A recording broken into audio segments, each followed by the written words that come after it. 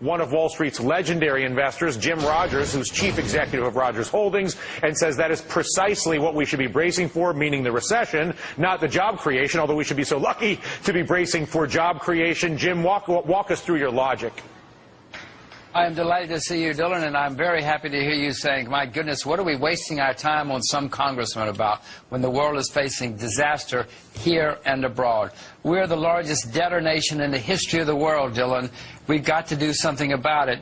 Greece is bankrupt. The rating agencies are right. They will not be able to pay. Somebody better be getting prepared, even if it's just the viewers of your network, getting ready to protect themselves. Let us talk about, A, how we got into this situation, individually and collectively, and then more importantly talk about how a rational group of adults would have a serious conversation about resolving it. I've got a little Connect the Dots graphic series that I prepared to sort of help people understand this, which basically begins with the creation of household consumer debt in the 90s and 2000 with the authorization of the government, the Clinton administration and everybody else, and the banks say, listen, make the credit easy, get it out there, it's good for us, it's good for them, and so we created piles of household debt, piles of institutional debt. In 2008, we watched that debt reveal itself and its instability in the banking system, total collapse, bailout, money printing, we know it.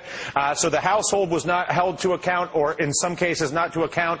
The banks not held to account at all. And the end game is the gigantic debt bubble that was created in the household and banking systems of the world ending up in the hands of world governments, whether it's Greece or in our case, the U.S. government. If you are lending money that you never had to people that could never borrow it, and your resolution is to make it somebody else's problem, how do you begin to solve a problem like that? And can you do it without writing down the debt, Jim?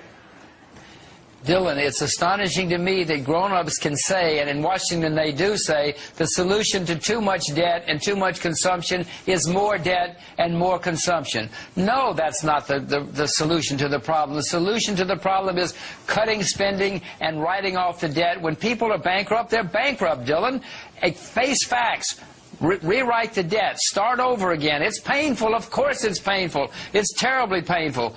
But pushing this out for another decade is going to be much, much worse painful. And when you look at history, Jim, and the amount of debt that was on the earth in the 1930s and the decision after World War II to restructure and write down debt globally, how important was that decision after World War II from the debt created in the 1930s to write down that debt? And could we have had the prosperity we had in the last century without doing that?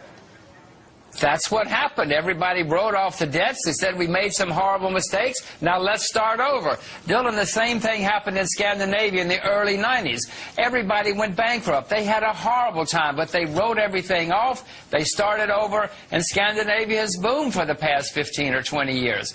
This solution we're trying in the U.S. and in Europe is not going to work. It never has. Why do you think they're even bothering to attempt it? The people that are involved with this are not inherently stupid. They're not inherently malicious. What are they thinking that we're not?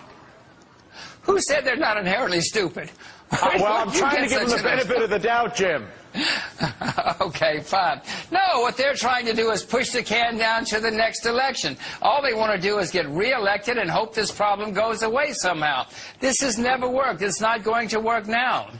It seems that the biggest barrier to having a serious conversation among grown men and women about resolving a real problem, it sucks, it's terrible, it's awful, we've been here before, we'll be here again, is to have the conversation about writing down the debt and cutting down the spending. You and I both know that the political influence of the giant banks is massive and that they have a lot to lose if we were to restructure the debt. How big of a barrier are the big banks, Wells Fargo, JP Morgan, to having this write-down conversation? It's not just the big banks here, it's the big banks in Europe too. When the banks get in trouble, they call up and say, save me, save me, save me, save me. I found it outrageous that American taxpayers who've saved their money, done nothing wrong for the past 20 years, suddenly are getting bills from Washington saying, you got to bail out some people who didn't pay their mortgages on time, who did the wrong thing. Likewise in Europe. If I were a German or a Dutch taxpayer, and all of a sudden I got a government bill from saying, you got to pay for some Greeks down on the beach drinking ouzo, I would be furious. This is bad economics. It's bad. Politicians don't care about morality, but it's horrible economics. Why should you and I and the people in America who've done things right suddenly pay for people who've done things wrong? And you know, Dylan, in America, all the people who've saved are really getting abused now because we're earning that much interest. All the retirees who thought they'd have a lot of money on retirement are getting nothing to pay off some deadbeats. And the fact of the matter is the deadbeats in question are not just the individual borrowers who couldn't pay those loans, but are the actual giant banks who created the debt and are bonusing themselves without ever having the money in the first place. Absolutely, absolutely. Why should you and I bail out some guys on Wall Street so they can keep their Lamborghinis?